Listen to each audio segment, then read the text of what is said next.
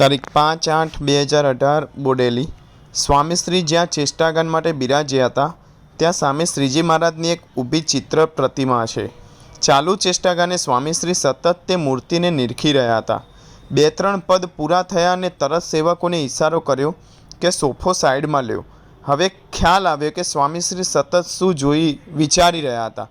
આમ તો સોફો સાઈડમાં જ હતો, પણ પોતાના પગનું થોડુંક રિફ્લેક્શન શ્રીજી મહારાજના ચરણો પર પડે છે તેવો પાક્કે પાયે લાગતા સ્વામીશ્રીએ સોફો હટાવડાવ્યો।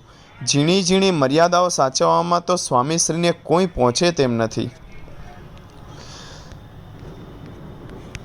તારીખ 5/2/2024 સુરતથી અબુધાબી। સ્વામીશ્રી અબુધાબી પધાર્યા। સ્વાગત સભા બાદ નિજ કક્ષમાં પધાર્યા।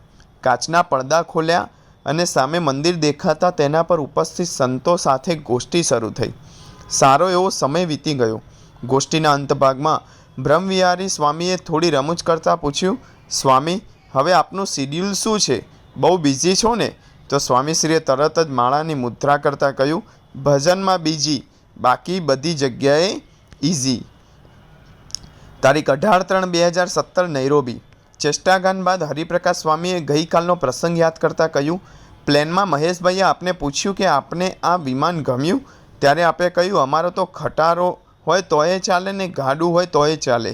આ વાતની પુષ્ટિ કરતાં શ્રીજી સ્વરૂપ સ્વામી કહે, દેલવાડા જતાં સ્ટેશન પર જ આપ સૂઈ જ રહેવાનું થતું અને સવારે નાહવાનું પણ રેલવે સ્ટેશન પર જ થતું।